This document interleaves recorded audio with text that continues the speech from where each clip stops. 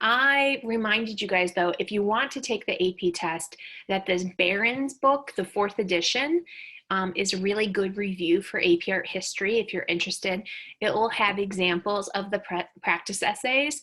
I'm still waiting on verification from North and Central to see if we're taking the paper version or if we're going to take the online version of that exam. I guess AP has to decide if we're worthy enough to take the digital one.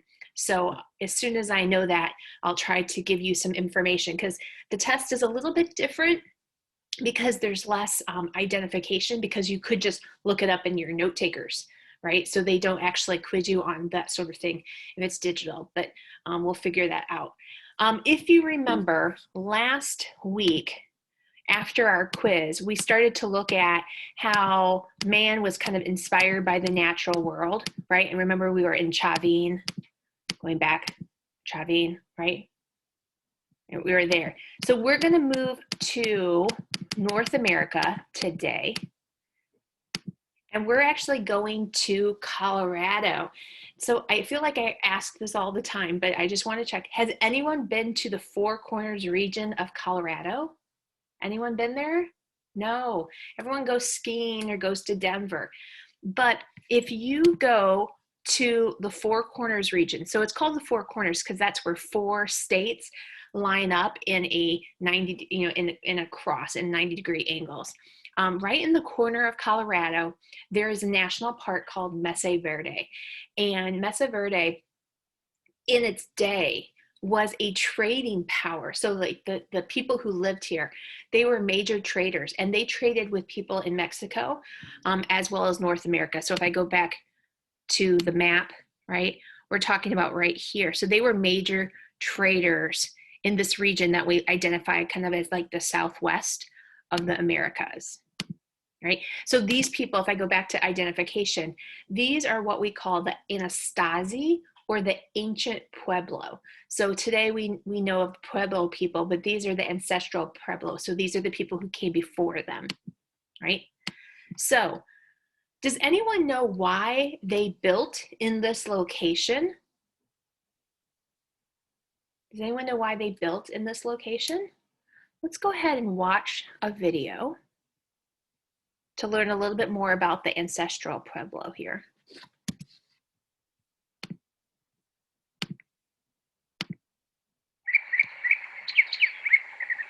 Native American cliff dwellings, Mesa Verde National Park.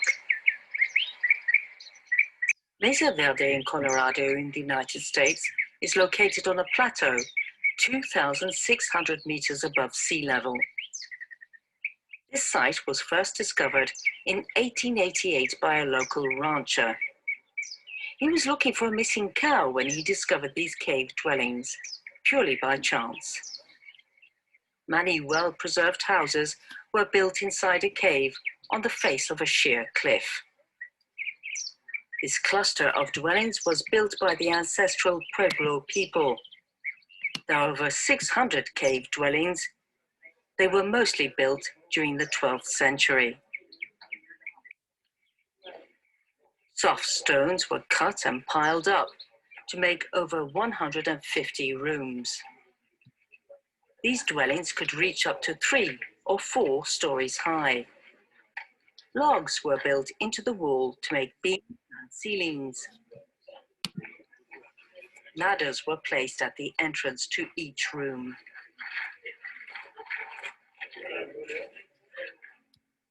The communal kitchen area. Sweet corns were mashed on these stones for cooking. There are also traces that fire was used for cooking here too. This was the space for water. Rainwater penetrated the soft sandstone and was collected here. Mesa Verde is extremely hot in summer with cold winters with snow. These cave dwellings were perfectly adapted to protect settlers from these extreme temperatures and harsh climate. Mesa Verde means green table in English. Thick stone walls protected people from the summer heat and blocked the harsh winds in winter.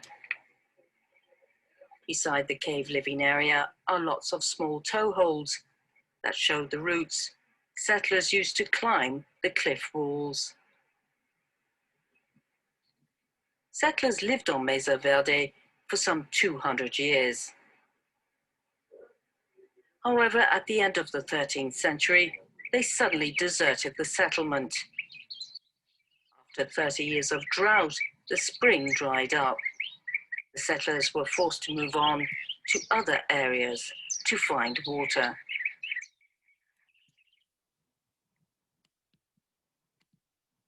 Okay. So what did the video say? Why did they choose to build their city or their settlement within the walls of this cliffside? What was the reasoning for that?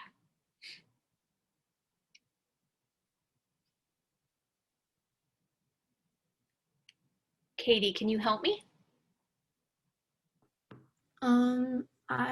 I think it was like to protect them from like extreme temperatures and stuff. Exactly. So this is basically in a valley. So it's in a ravine. So this area of Colorado is not part of the Rocky Mountains. This is a flatter area. This is more equivalent to what we would see in like the rest of the American Southwest. So there's this plains, and that's the green table part at the top. And so in this ravine, they have the cliffside, and we've seen cliffs before. People build into cliffs all the time. And here, instead of just carving, they would build these structures into that cliff, and they used it for protection from the elements. So it would protect them from the heat in the summer, right, where it gets really hot in this area, and then from the extreme cold. And like they mentioned in the video as well, it had like a natural spring that ran through it. So it had water, right? So water, of course, would be important as well. So here is a view of Mesa Verde from the side. You can see that it's more than just a single structure. There's a series of different structures. They have towers. They have like these circular kind of elements to them as well. I've been to Mesa Verde about like, I went there when I was pregnant with my first child. So like 16, 17 years ago. And so you can climb into the ravine. You can take a little path down there, and then there's tours, and so you can like walk amongst the ruins. You're not able to climb inside the dwellings because of erosion, but when you look at these details, you might notice something important. There's no doors. Can you see how there's really no doors inside the structures? So how would the ancient Pueblo, how would they get inside of these structures? Does anyone know? How would you get inside? They used ladders, right? They used ladders to climb into these windows to get into the structures, or to climb onto the roof. So defensively, these were really important. This was like, built into the cliffs. It kept them kind of protected from other people in the area. And so they could pull those ladders up and store them on the roof, right? People could sleep on the roof when it was hot. They could pull the ladders. They could pull the ladders through the windows for protection as well. And then, of course, they have those toe holes that they mentioned in the video too. So they dug holes into it so that they could climb that facing of the walls. So this is a model of what the site looks like. And one of the things we notice is that it is organized, and it's organized based on some elements. So we're going to focus on the circular elements at the front. These are called Kivas. So Kivas is a vocabulary term you should know for Mesa Verde. And this is basically a sunken room that contains a fire pit, right? So a Kiva is a room, right? It's more than just a fire pit, it's a room. And so they have this fire pit in the center of it. And then often there's seating around it. So there might be like a little area for people to sit, and then an area, we call it like a banquette, but that's like a term that we normally think of for like a dining room. It's where you could store things. So they could possibly put, you know, ceremonial objects on those, food, things that you would give to the gods, right? And then there's these rooms that come off of it as well. So these kivas were really important for the people who lived amongst these dwellings.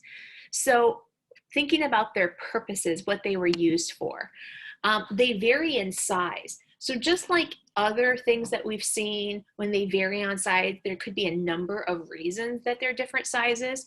Typically, people lived in family units. So they lived with their extended family. So when we look at these settlement structures, there might be buildings for you, your cousins, your uncles, your aunts, your grandparents, and depending on your wealth, your prestige, and how many people were in your family would probably dictate how big of a kiva and structures that you had for your home. So in these structures, they were used for families and for ceremonial purposes. And they also were contained ventilation. So the smoke from that fire pit would go through that ventilation because there was often roofs on top of these as well. So these structures that you have here that they actually identified, this is from Smart History, roof supports that would cover. And so we wouldn't want the smoke to be contained in that area as well. And then these storage units could contain, right, objects. So we think that these spaces were used for community places to meet, right? So you could bring lots of people here from the community. Like I was talking about, you know, how they're kind of organized. They would be based on family meeting places as well. They could be council halls. They could be places for storage. So those extra rooms could store special like regalia, so like special outfits that you would wear for different ceremonies throughout the year. They could be used for private ritual, and they could be a place where you would prepare yourself. That's where you could get dressed for any sort of public services or ceremonies that might take place as well. Right? Inside some of the structures, they painted the walls with a lot of ochres, so natural paints, and a lot of the patterns are based on geometric lines and shapes, and we see this becoming influential in Pueblo pottery in the future. So when we look at like the artwork of like Maria Martinez, we'll be able to see some of her geometric stylings comes from her ancestors who happen to be these Anastazis. Right? Another place in the Americas that's quite interesting is this piece in Ohio. Has anyone been to Ohio to see this one? I have not been here. This is on my list of places to go. This is called the Great Serpent Mound, and it's by the Mississippian people.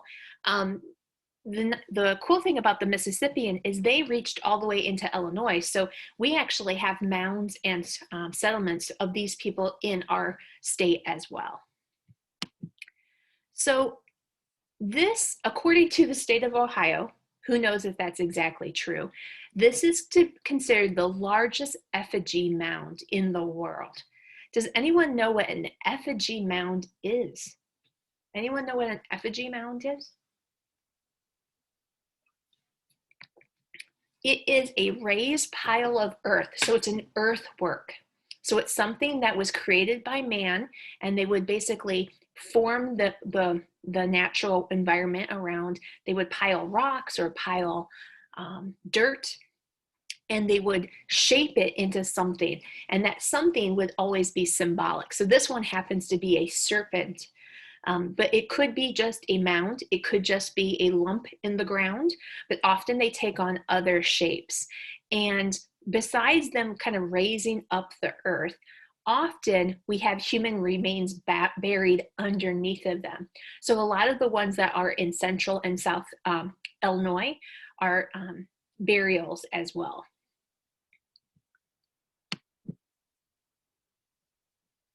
So this is quite early. A lot of these were built as early as 350, right? So one of the interesting things to notice about this effigy mound in Ohio is how it kind of conforms to the natural environment. So this is in This is actually on a cliff that overlooks a river, right? And normally land around rivers is full of peaks and valleys, you know, high points and low points. So notice how the snake, the serpent, kind of serpentines, or it kind of goes down the natural shape of the hillside that it's on, right? So it conforms to the actual landscape. And this is important because we'll talk about other kinds of earthworks in contemporary day and see how they conform but also transform their environments, right? So this is a diagram of it. I think the map on the right does a good job for you of showing you where this is actually located. So it's next to this Ohio Brush Creek. And then this part right here is the cliff. So where the trees are, that's a cliffside. So that goes down sharply at that point, right? And so this is on the hillside overlooking, right, a cliff with a river in the valley, right? So it has a head, right? And the head is open. So it looks like it's this biting head. And there's this ovoid shape there. And then we see the body kind of meandering down the hillside and spiraling at the end. What could that object be by the mouth? What do you think that could be symbolic of? Who has an educated guess?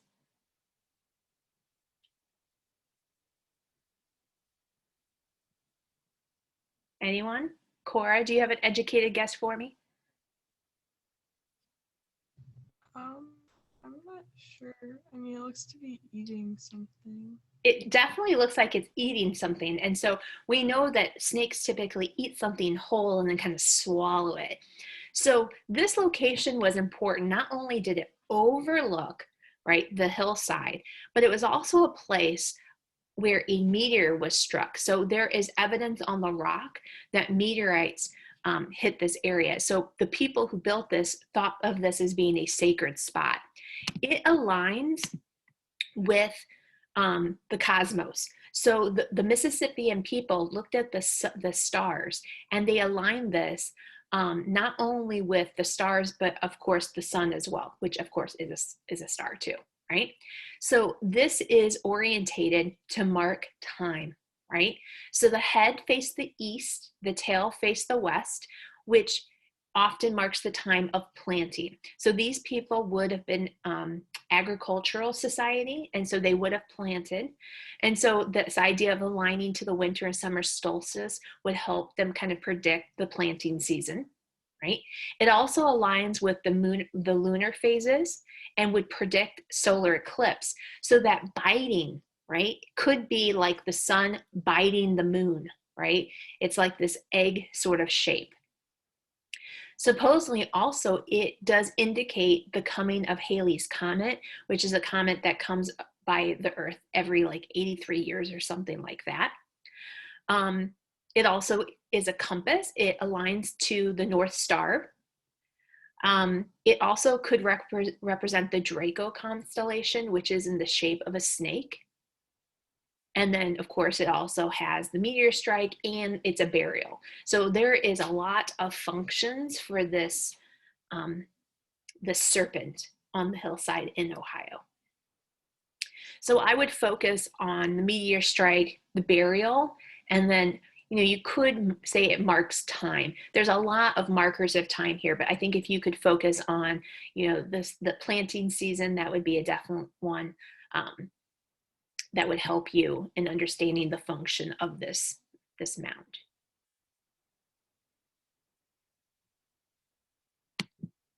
Okay, I had mentioned that the Mississippian people lived in Illinois, and so really quickly, I just wanted to show you. This is in southern Illinois. This is the Coyolxauhqui people. They lived in southern Illinois, and they built this monumental city and this raised sort of temple.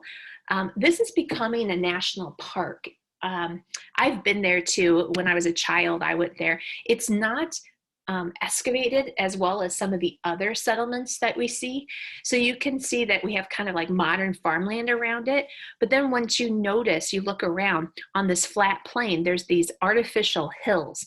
And underneath all these artificial hills, there would have been either a temple underneath of it, or they would have been a raised, like almost like a ziggurat. It would be the raised hillside, and then the temple would be placed on top of it. Okay. Any questions on some of the early people from North America? Okay. So the rest of, maybe not the rest of today, we're going to go next to Central America. We're going to go to the Maya. And we're going to be focusing on power imagery of the Maya. So the Mayan, they lived in Mexico, right? They lived in Guatemala, Belize, Honduras, Nicaragua. They lived in this whole region, and they were one of the first groups, first major groups in this territory. The Aztecs come after the Mayan. And so they were basically a series of city-states. So like we've studied a lot in Italy, right? Instead of being under like a unified king or a unified duke, there would be a series of different rulers in these city-states. But they did have a lot of similarities to them. They typically had step pyramids in their temple centers. They typically had plazas and ball courts, and they had a similar writing system and calendar system and mathematical system. So even though, you know, they were kind of separate, they had a lot of similarities to them as well.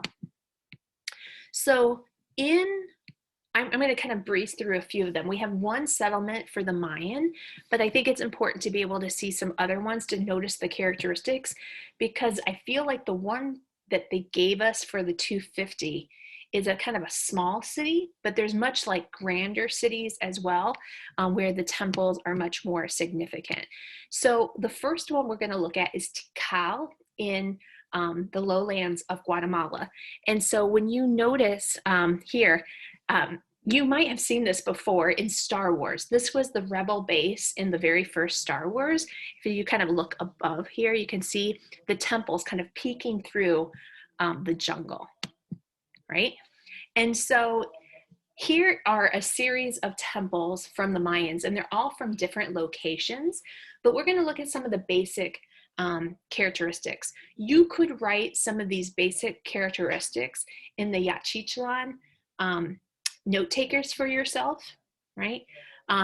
We don't have it up on here because that one is not as grand as this, but they do have some similarities to them, right? So they are stepped pyramids. So normally in a Mayan city, they'd have it kind of focused or centralized temple complex. And so in that temple complex, there was normally one or a number of really large stepped pyramids. Now the stepped pyramids typically were painted red, and they were symbolic of the volcanoes that were common in this area. So we have that step, right, with like a central staircase that typically leads up.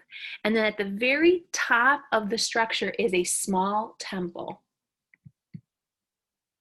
So it's very similar to like a ziggurat, where there's like a structure, you know, a pyramid that raises up, and then the temple is at the top of it. They have the central staircase. They're raised. They have what we call roof combs. And so if you notice, it has like this temple at the top with a doorway, and there could be one door, there could be two, there could be three, it depends on the city. But notice how the decorative element at the top is kind of shifted, not in the center, but like at behind. They call that a roof comb. They resemble, like I said, volcanoes. They were typically painted red, and they were in the temple and royal sections of the cities. And so there's a lot of regional styles. Even though there's a lot of common characteristics, we'll see that these temples look different based on where they're located. Right? So this is in Tikal, and these temples typically represented more than just what meets the eye, what we see here. And so the Mayans believed in an axis mundi as well, and they believed in a world tree. And so this was this concept of unifying the heavens, the earth, and the underworld. And so these temples often had elements of these different, maybe 9 zones of reality. And so often things were broken up into 9s and would have elements that we couldn't see. So a lot of these temples had things that went underneath the ground that you can't see underneath the base. Right? Now, Tikal is kind of unique. Instead of demolishing the area, they kind of built it into the natural environment. And so here you can see how they were brightly colored and decorative, and were kind of built into the natural terrain. Right?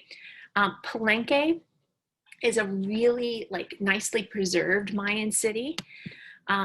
And so here you can see this temple of Palenque. It's slightly different. It's a little bit more symmetrical than the one that we just looked at there. But if you notice, next to the temple, this structure right here is a ball court. So we'll talk about ball courts. They were very symbolic of war and sacrifice. And in the temple, there is a tomb of Tikal, who is a major leader, and above his tomb is this relief carving.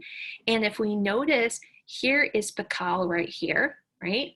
And the world tree kind of looks like a cross or a sword above him is right there. So it's once again this kind of connection of the heavens, the earth, and the underworld. Right?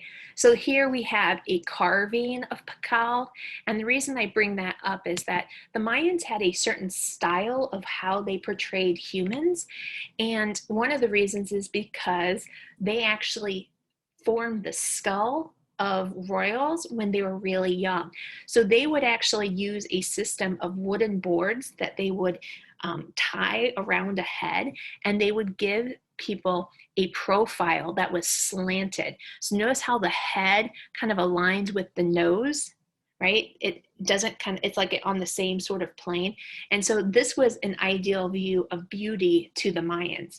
So you'll see this in painting, in sculpture, in relief. Right? So here we go to our Yaxchilán. It is in Mexico. And you can see where it is. It's kind of in the border of Guatemala here, right? And so we have 3 images for this. There's not a lot of information on the structures that are included in the Smart History. There's not a lot of information even in our textbook. So we're going to kind of try to figure out as much about it as possible based on other imagery. So one of the reasons why I showed you Palenque and I showed you Tikal. So how is structure 40, right? So this image that we have here, how is it similar to Tikal and Palenque? Look at my animation is off. Gotta love it, right? So it is in a temple and royal section. So this temple was located in a very important place in the city, right? So it's in a centralized location. It is on a raised platform. So you can see that this is not as tall as some of the other structures that we just saw, but we have a central staircase, a platform, another central staircase, right? That meets us up to a temple. And this temple happens to have 3 doorways, right? And then it has the roof comb at the top. So on another structure, so this is not on structure 40, this is on structure 23, which we do not have a photo of. We have photos of structure 40 and structure 33, but not 23. On 23, we have this relief carving, and it's called Lady Zoc, Vision of a Giant Snake. Does anyone know where this relief carving was placed? Did anyone do the readings ahead of time? Does anyone know where this is located? This is one of 3 reliefs that were placed above the doorways to Temple 23. So 40, right, had 3 doorways. 23 had the same amount of doorways. So above those doorways, there were 3 different relief carvings placed above those, right? This temple, Temple 23, was dedicated to Lady Zak. She basically was the queen of her king, who was named Jaguar II. And this is located in the central Acropolis. So the structure is dedicated to the queen, and to show her importance, right, our theme for today is power, it was located next to the other structures in the central Acropolis. So in the holy part of the city. Right? So here we have the 3 images that were above the doorway. Here we have Lord Shield Jaguar II, that is her husband, right? We have images of him. We have images of her. And so here's some relief, or here's some kind of drawings of them so that you can see them a little bit more carefully, right? So in the image that we have, can we identify what's taking place? Does anyone know what's going on in this image?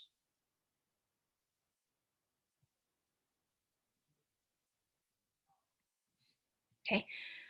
Can anyone identify where Lady Zak is? Anyone know where she is? Maybe looking at the drawing or the relief. Where do you think she is? Eva, you have a guess? Where do you think she is?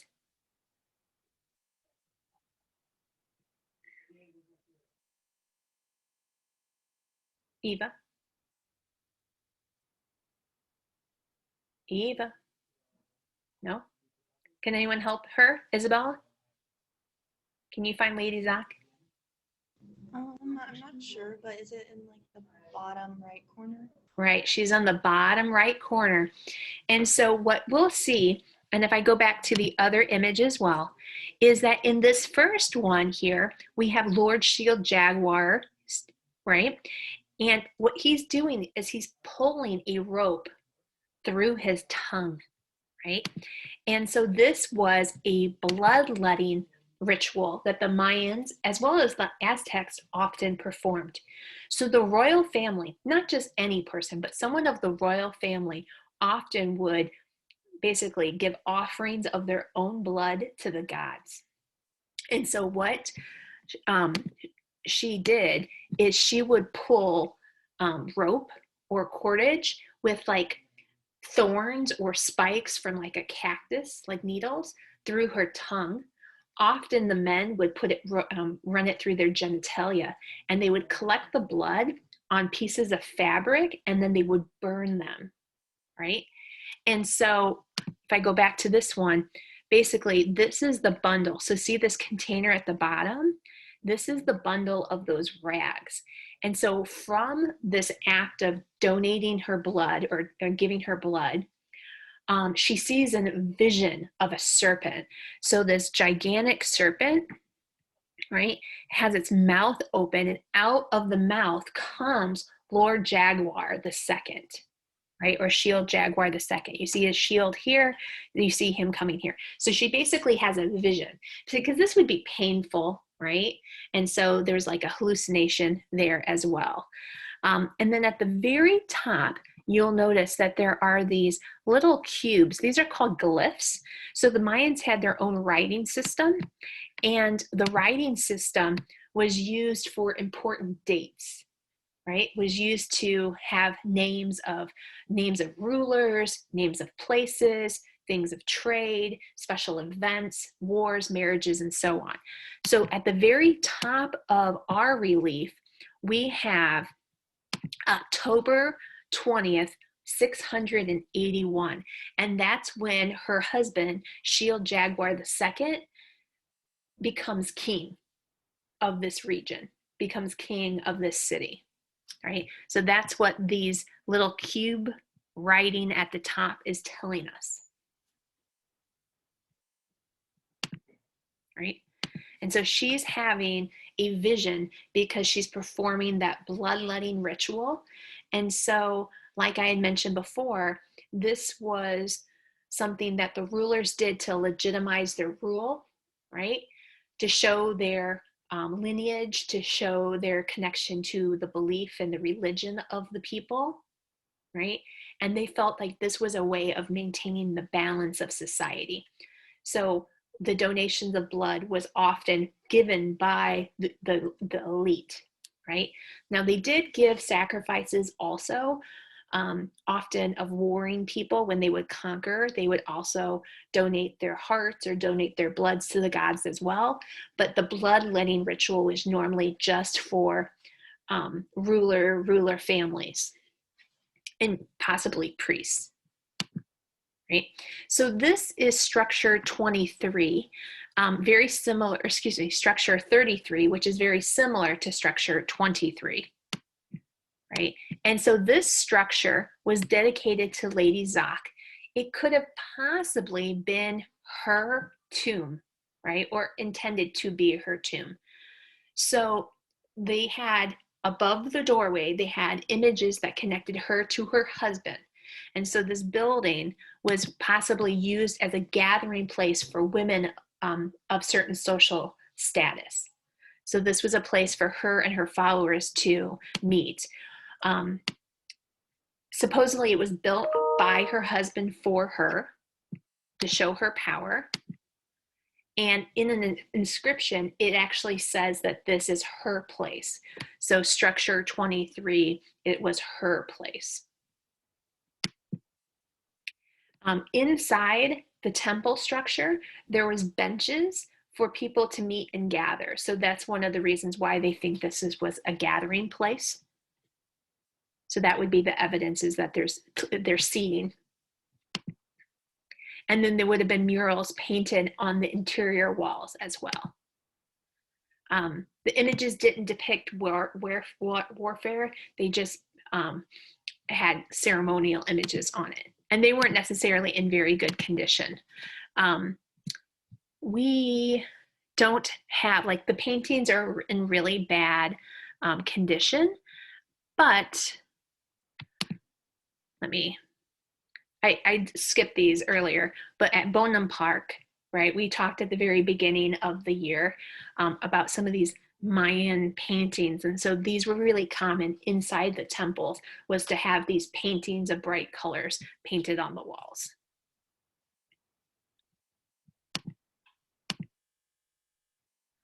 So I believe, right, I believe the reason they included structure 33 is because 23 supposedly looked a lot like it, right, with the 3 doorways.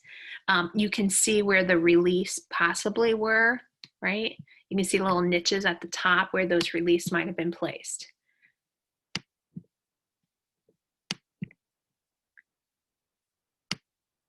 So along these temples, this is from an interactive website, there would have been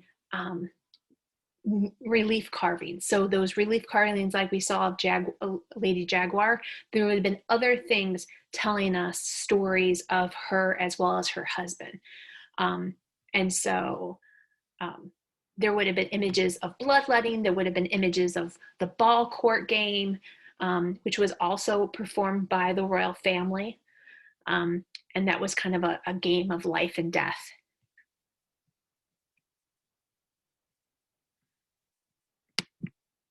So here are some of the examples of those ball game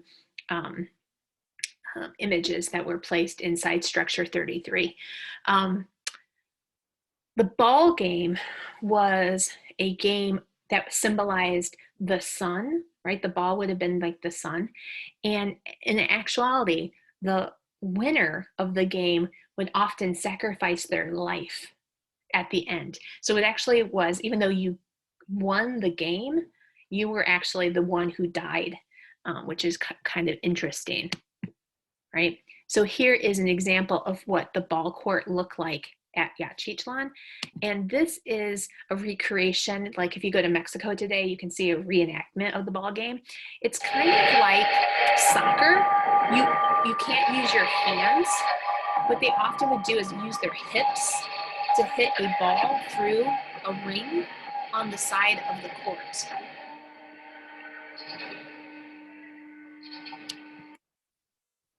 But it was like a game of life and death. And like I said, only the uber elite. Some of you have maybe been to Chichen Itza in the Mayan Riviera. So this one has one of the largest ball courts. So here we can see, this is in the Yucatan Peninsula. Here we have more of a symmetrical temple. This is what it looked like before it was excavated. And this is in an area that was basically excavated for the temple complex. And so on the equinox, the sun looks like a giant serpent coming down the central staircase. And at the very bottom of it is the feathered serpent. And if you clap, you can hear an echo. It sounds like a bird. So there's other buildings in the area where the sound coming back and forth sounds like birds. Here is a recording of me doing it when I was there. But there's a very large ball court there.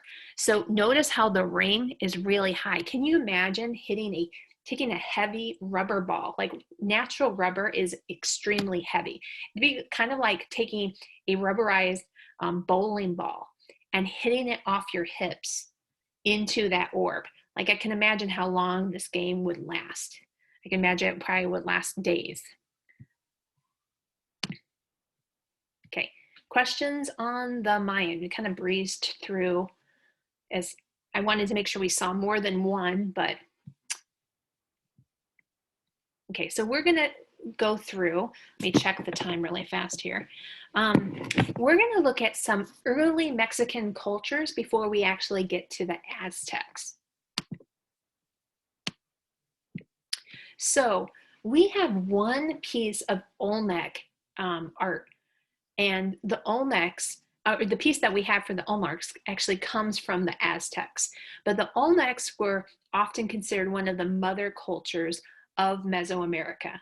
So they were one of the first ones. They influenced not just the Aztecs, but also the Mayans, who we just saw. They had their own written language. They had their own calendar. They traded up and down the coast of Mexico for raw materials. And they basically were centralized around central Mexico, normally in the territory that we associate with the Aztecs, but they came before. So here is La Venta, one of their ceremonial cities. And so here you can see that there probably was a large plaza leading up to a mountain that would have had a temple at the top. So most of these ancient Mesoamerican civilizations, even though they were of different people, right? They could be the Zapotecs, they could be the Olmecs, they could be the Mayans, they could be the Aztecs, the Teotihuacans, the ancient Mexicans. They often had a lot of the same sort of characteristics. So normally their temples were on mounds, they were on hills, and those would be symbolic of mountains, but most importantly, a lot of the volcanoes that this region is known for, right? And so in the Olmecs, they had a series of what we call these colossal heads.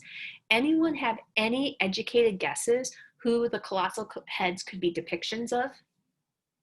Raheel? Who would be good enough to have a colossal head carved? I would say probably leaders and the main elite. Exactly. These are ruler heads, and they can be found all around this region. They're very individualized, so we know that they were made for particular rulers, and they often were vandalized. Now, we've talked about vandalized imagery before. I think we looked at it like with the Near Eastern culture. Remember how often eyes were taken or things were broken? Why would you vandalize a ruler head? Why would they be vandalized? Kwana, any idea? Maybe if some like enemy came over, they might want to dismantle it a bit. right? They would want to exert their power. They want to show that they are the ruler currently. They might want to exert their power. So it could be warring. It could be the new ruler, basically trying to show that now they are the ruler. So they're quite large. I used to have an image of a person standing by them. They're normally like human height. And so the Olmecs were known for their sculptures. There was those large heads, but also they'd also carve jade and serpentine, so very hard surfaces.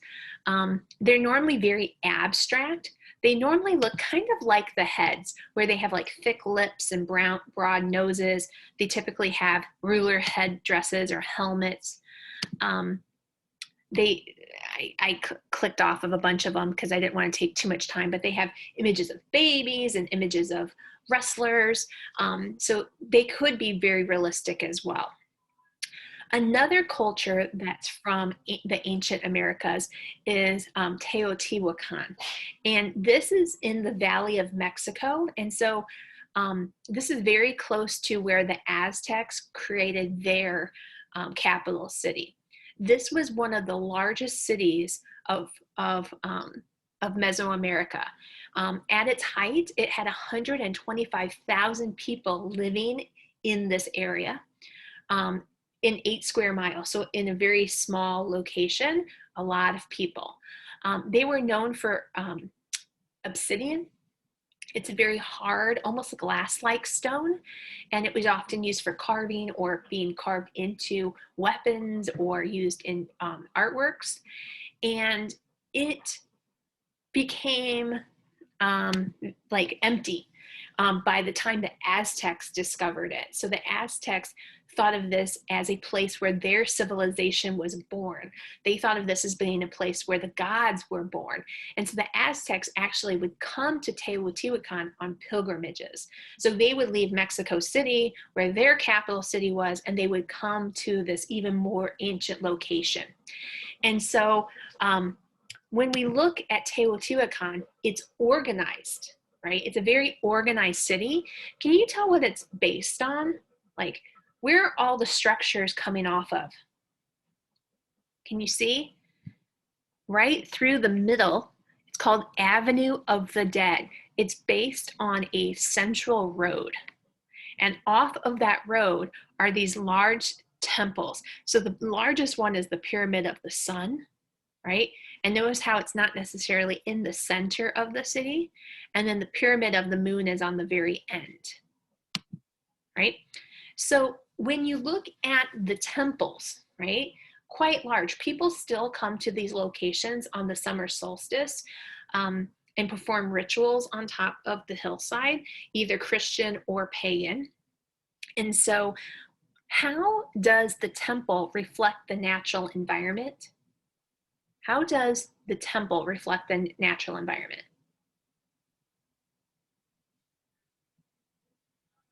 Notice how the temple looks like the mountains in the environment, right? So these are temples that are in mountain forms, they're in volcano forms, and then they would have the temple structures built on top.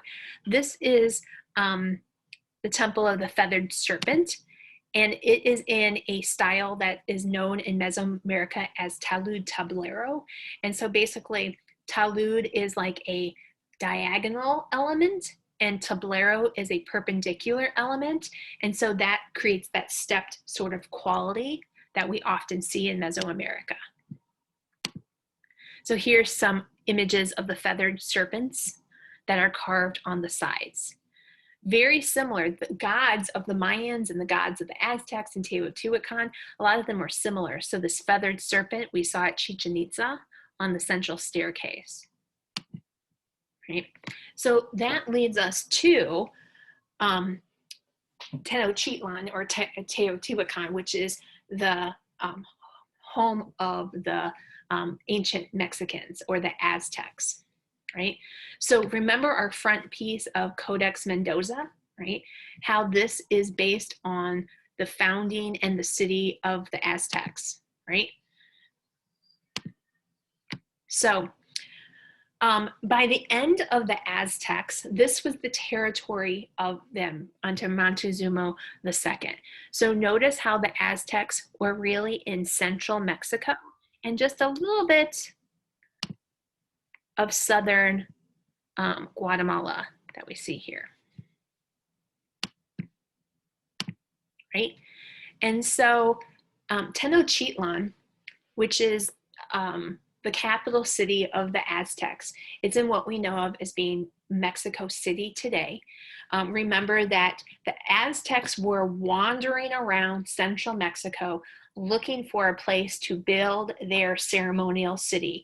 And remember, they saw this vision of the eagle, the hawk, grasping a serpent on top of a cacti, and then they said, okay, that is where we must build. And so remember that this is an island in a large, right? It's in a large lake. And so what is the relationship of Templo Mayor, which is the major temple here? It's going to be right here. See the sacred precinct, right? That's in the very center of the island. Now, not only was it the center of the island, to the Aztec, this was the center of the entire world. This was the center of the Aztec world. And so they not only built their capital in the center, but they built their temple, their major temple, in the very center of their power. And so the codex represents the format of Tenochtitlan. So the Aztecs believed that the world was divided into fours, right? And so when you look at the island here, can you see how there is 4 major roads that go through, and that we then have the temple complex right dead center in the middle, right? So our Templo Mayor is in the middle of the world, which is represented in their kind of plan of what the universe looked like. And so I'm going to play a little bit of this video here so you can see what Tenochtitlan looked like in its own day. We won't watch the whole thing, but you can see how it was built up, how it was painted, how there was these large roads and plazas in front of them. That's the Templo Mayor, which we'll talk about in a second.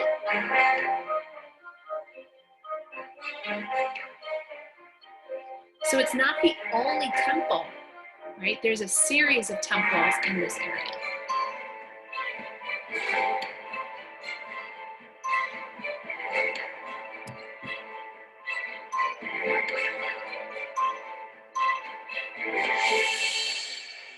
Now, the palace for the ruler would have been located in the central location as well. So not all of these structures were temples. Some of them were the living quarters of the ruler and the royal court as well. Now, none of this exists today. Does anyone know why?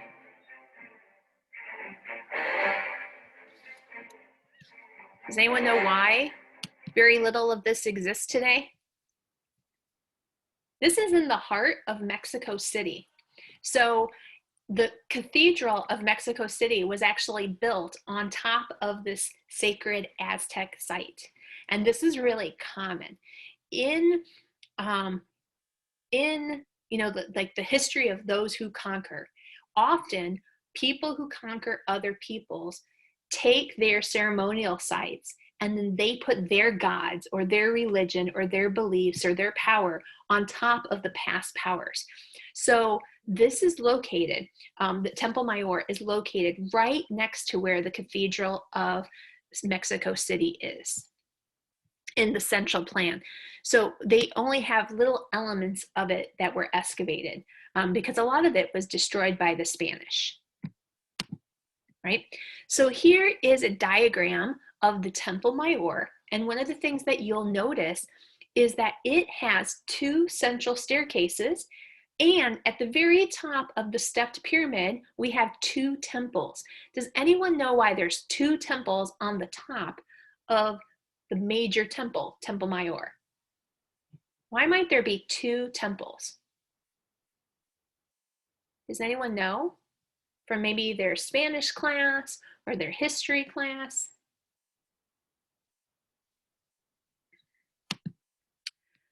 There are 2 temples at the top because they are dedicated to 2 different gods, right? So one of them is painted blue, and that is dedicated to Tlaloc, right? Tlaloc is the god of what? What is blue? What is a major element important to all life that's blue? Water. Water, very good. And so one of them is dedicated to water, and then the other one is red and black, and that is dedicated to Huitzilopochtli, right? I always say that wrong. So Huitzilopochtli, and he, right, is the god of black and red, which would be warfare, right? And so the Tlaloc side was there to be symbolic of him being the god of water and rain, right? The god of agriculture. And this would be symbolic of the mountain of substance. So that's going to be the giver of all that is good, right? And fertile for the Aztecs. Now, on the opposite side, on the Huitzilopochtli side, he's the god of warfare, fire, and the sun, right?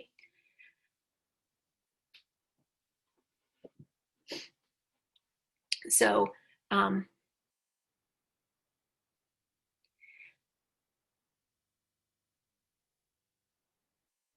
like looking at what I mean by sacrifice was for power and control of state rather than just religion.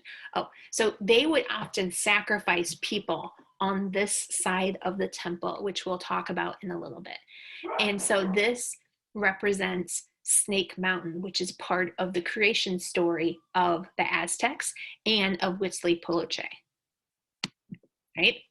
So why this temple, I should say, when we combine them together, so Tlaloc and Huitzilopochtli, so water, warfare, it means burnt water, right? So we've kind of got a little irony there, right? Some burnt water.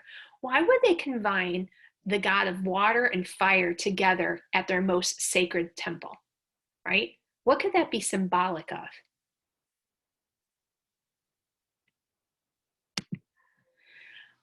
I would compare it to Shiva. Do you remember Shiva, Lord of the Dance? Remember how Shiva is a god of fertility, but also a symbol of destruction, right? So this temple would be the balance of fertility and warfare. You have to conquer to get more, at least according to the Aztecs, right? So this would be symbolic of their warfare. It's how the Aztecs gained their power. They would dominate other people in the area and acquire their wealth. We saw that in the Codex of Mendoza, right? This would be, the fertility would bring prosperity to the Aztecs, the water, right? It's that balance, that yin and yang. The temple itself was designed as an axis mundi, so it connects the heavens and the earth together. Also, we have mentioned that this is in the very center of the Aztec world, so it's in the ceremonial center. And this is where a lot of major rituals were performed, a lot of sacrifices as well. Right? So the temple, like many, and I didn't even mention this when we came to the Mayans, most of our temples in Mesoamerica are aligned with the sun, right? They're aligned with the sun. And so in the winter season, the sun would rise behind Tlaloc, and the dry season, it would rise behind Huitzilopochtli. And then across from it was the temple of the Quetzalcoatl, that's the feathered serpent, that was on the other, and you could denote where the fall and the spring equinoxes would align. So all of these temples typically align to the calendar. And this temple was rebuilt several times. Being that it's on an island in a lake, it was often flooded, and so it would have to be rebuilt over and over again. So there was 7 different times that we know of that this temple was built. And that's what this cross section shows you, is that each time the temple got bigger and bigger and bigger as we see it to where it was at the very end, right? So on the different sides of the temple, they had different decoration. So on the Huitzilopochtli side, there would have been this large Coyolxauhqui stone, which is in our 250. This would have been on the side where sacrificial bodies were often rolled down the stairs or murdered or killed on this stone. And then there's also a lot of serpent heads on this side. So notice how the serpent has a red head, right? So there's a lot of red and black decoration on this side of the temple, right? So that warfare, that burnt destruction and warfare. On the blue side, on the Tlaloc side, there would have been carvings based on water. So there's frogs, right? See those cute little frogs, right? And there's also this Chuck Mole figure. Can you tell what the Chuck Mole figure, like based on its position, what it was possibly used for? These are things that you can find around different cultures in Mesoamerica. Notice he's holding some sort of vessel. These were often places where you would give tribute. So these were places to collect devotions. Right? So this leads us to the Coyolxauhqui relief, which is a really cool carving. So we're going to go ahead and watch the video on this one. And we're going to look at how the details of this tell the story. That's what I want you to focus on, right? So almost all of this image is all dependent on knowing the myth and understanding how the imagery reflects that.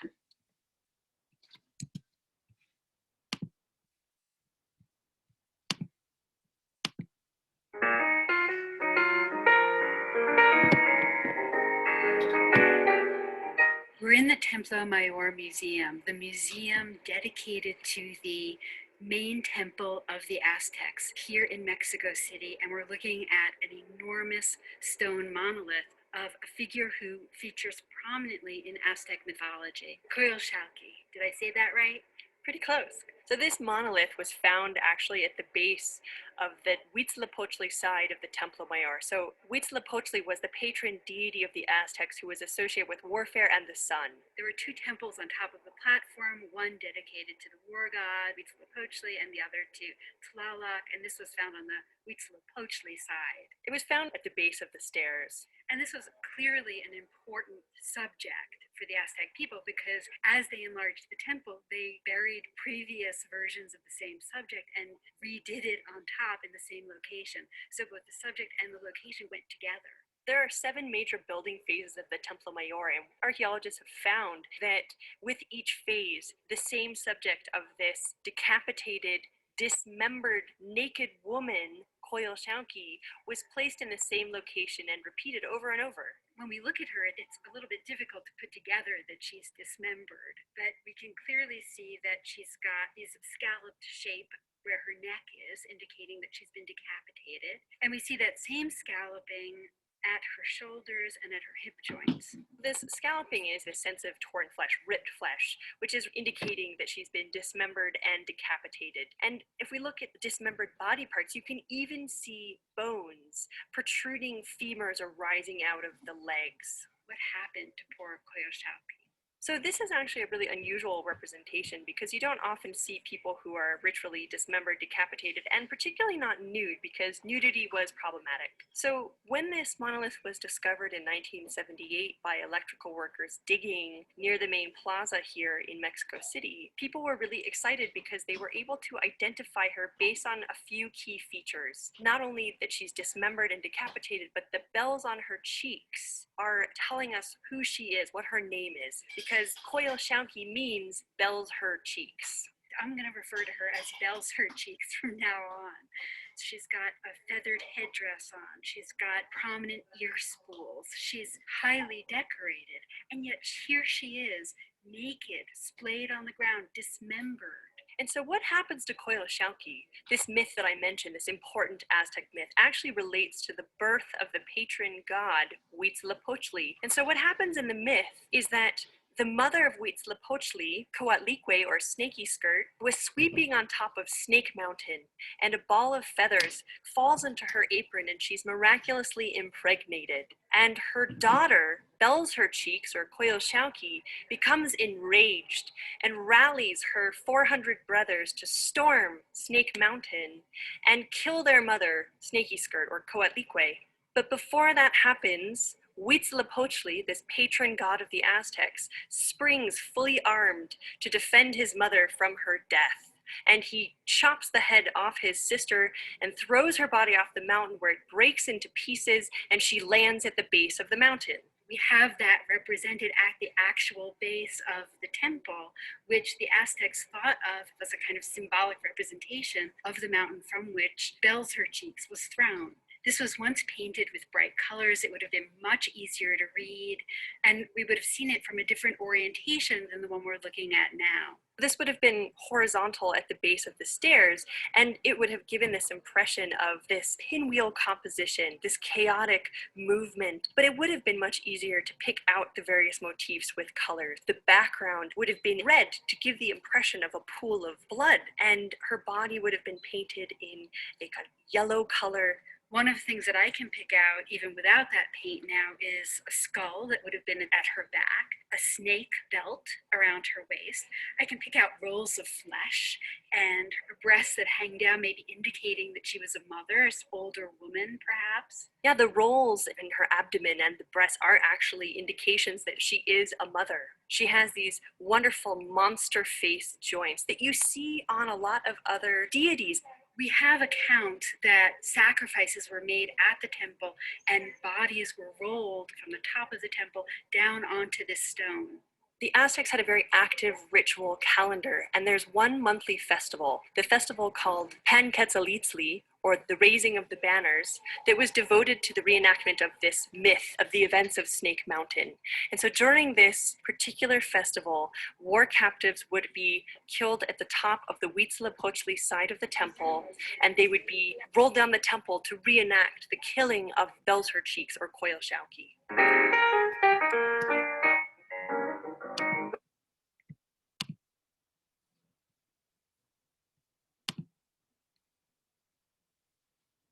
Okay, so how does the details tell the story, right? So it's found at the bottom, right? It's found at the very base of the Huitzilopochtli side of the temple, right? And so we can tell, right, that it's her because there's literally bells on her cheeks, right? She wears earrings, right, and spools that are reminiscent of her name, right? That's how she gets her name. And then hopefully you gathered. So basically her mother has this son, right, that is like miraculously born. And out of jealousy, right, because then her power would be taken away from him, she goes to kill her mother. And so instead of being able to be successful by killing her own mother, her brother comes out of his mother's belly and then kills her. Right. And so there is why we have her dismembered body, right? And all those pools of blood and bone that is shown on the image, right? And so they alluded to how this would have been painted so that you could actually see that story as well. You know, we would see this and be able to understand this too, because it was colossal. Notice the size of the temple and how large this disc would be as well, right? So she and her 400 brothers, right, were trying to kill the brother inside the mother. And so she supposedly tumbled down a hill. So the mountain would, or the temple would represent that mountain that she fell down. And then her on the base of that would be reminiscent of the body being thrown down. And so they recreated this ceremony monthly to donate and sacrifice bodies to the gods. So this is actually an image of the mother, right? This is Snaky Skirts that they mentioned in the video. And when I believe when Cortez and his his people, the Spaniards, came, they were a little freaked out by this sculpture that you see on the right. Supposedly it was covered in blood, right? And so imagine the Catholic Spaniards coming to the Aztecs to conquer and noticing this serpent headed. Can you see how it's like two snakes, right? This head of this goddess, right? Covered in blood. They would have thought that the Aztecs were cannibals, probably, right? And so this is the mother. She's got rolls of flesh as well. She's wearing her snaky skirts. God, look at, like, her whole skirt is made out of snakes. She kind of has like claws for feet and whatnot.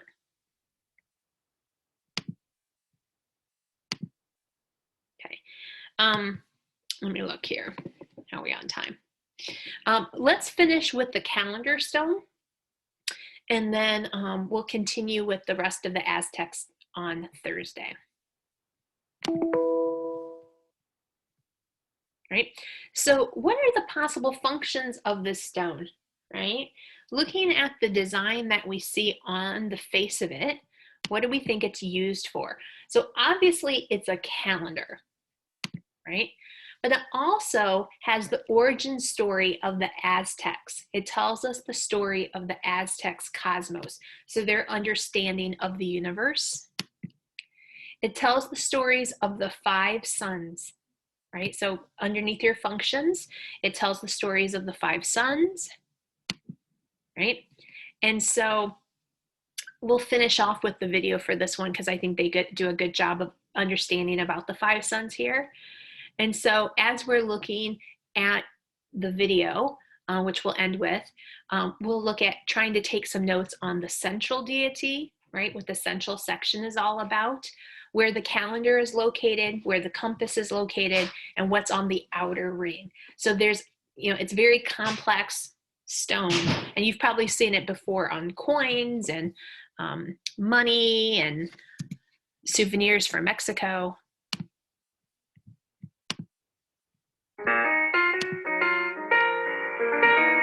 So make sure you're breaking the content down into parts. We're in the National Anthropology It's Museum more than just in the Mexico center. City, looking at what is perhaps their most famous object, sometimes called the calendar stone, but more accurately called the sunstone. It's become even modern day emblem of Mexican culture. It looks like a sun, it's got a circular shape, it has rays emanating out, but in actuality, when we look closely, it's an incredibly complicated object. This would have been originally painted, which would have helped pick out the motifs that you're seeing here. And it wouldn't have been up on the wall. No, it most likely would have been placed horizontally on the ground. And as you see, it was unfinished. There are protrusions of uncarved rock that we see on the top and to the left. So in the center, let's start there. I see a rather gruesome looking face with deep set eyes and a wide mouth, and on either side hanging down what look like ear ornaments. He's wearing ear spools, and within that open mouth you see the tongue protruding out. That's actually an anthropomorphized sacrificial blade. The ear spools were decorations that Aztec elite would wear. So who is that? So this figure, this face, and if you look to the sides you also see that he has clawed hands and he's holding something, possibly human hearts. There have been various interpretations of who this individual actually is, and most people identify him as the sun god Tonatiuh, which is the Nahuatl word for this sun god. And Nahuatl is the name of the language spoken by the Nahua people, or the Aztecs. The Aztecs were part of this larger ethnic group of the Nahuatl. So what this records with this figure in the center, what the disc itself records, is this origin of the cosmos as the Aztecs saw it. This stone relates to one of the main Aztec myths, essentially the creation of the various eras, or as they call them, suns. And so what we're seeing here is a record, a cataclysmic history of previous eras and then the current era under which we live. So the current era is actually the 5th era, according to this system. The 5th sun. And yet the name of the 5th sun, the 5th era, is for movement. And we actually see that in the 4 square globes that surround that center figure. That particular shape that it's forming is a sign for Olin, which in Nahuatl means movement. And we also see these 4 dots surrounding this central figure, which gives us the name 4 movement, which is the title of the 5th sun, or this 5th era that we're living in right now. And then inside those squares or rectangular shapes that mean 4 movement, we see the names of the previous 4 suns. Exactly. So if we go from the top right and go counterclockwise, the 4 eras are 4 Jaguar, 4 Wind, 4 Tlaloc, and then 4 Chalchihuitlique, or let's say. And the idea is that in the first era, it's death by jaguar, devoured by jaguars. In the second era, death by high winds. In the third era, death by rains of fire. And in the fourth era, death by water. The idea with the 5th sun is it's prophesizing that this current world in which we live is going to be death by earthquakes. The city where we are and where this is from, the Aztec capital, is surrounded by volcanoes and a fault line. You have devastating earthquakes that happen here. Earthquakes were terrifying, and so this is prophesizing how our current world is going to end. We have this idea of sacrifice in the center with that face, and then we have this idea in Aztec mythology that this era that we're in was formed by 2 gods agreeing to sacrifice themselves. The sun is brought into creation by the gods sacrificing themselves, but at first it was static, it couldn't move, and so then another god had to sacrifice himself in order to put the sun in motion. And then the idea is that because the gods have killed themselves willingly, that we as humans need to be feeding them through offerings, and that could include things like animal sacrifice, piercing of our body to give blood, or human sacrifice. We have now 20 glyphs or symbols, the 20 days, this basic unit of the Aztec calendar. And outside of that band of calendrical dates, we see the rays of the sun radiating outwards. And you see that the largest ones are pointed in the 4 cardinal directions. North, south, east, west. And their cosmos, or their universe, was thought to be divided into 4 quadrants associated with these 4 cardinal directions. And Tenochtitlan, the city, the capital of the Aztec Empire, was divided also into 4. Replicating that cosmological diagram of sorts. If we look closely at the outside band, we can see 2 serpents whose heads meet at the bottom center and from whose mouths emerge 2 faces. These are called fire serpents, or in Nahuatl, Xiucoatl. They're associated with time, with the solar calendar, and in some sources as carrying the sun across the sky. So they, in a way, make time happen. Exactly. In terms of how we date this monument, there are a couple of other glyphs here that I just want to point out. Next to the date of 4 wind, if we're going counterclockwise, the royal insignia of Moctezuma II. And so we typically date this monument to the reign of that Aztec ruler. And across from the insignia of Moctezuma II, right next to that jaguar head for the date for jaguar, we see a flint knife, one of these sacrificial blades. And next to it, we see a single dot, which reads as a date glyph for 1 flint. 1 flint could be read in 2 different ways. Some people associate that particular date with the beginning of the era of the 5th sun. So what we have is a sense of the structure and order of the universe for the Aztecs. And this is an object that is very present in our contemporary moment because it's become so well known, and yet most people, they're not aware of really complicated messages being conveyed.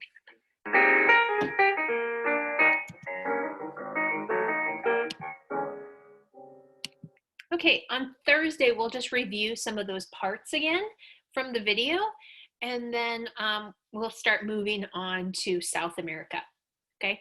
So Emily, I'll see you this afternoon at 1:30, and everyone else, I'll see you guys on Thursday. Have a great day. Stay warm. Bye.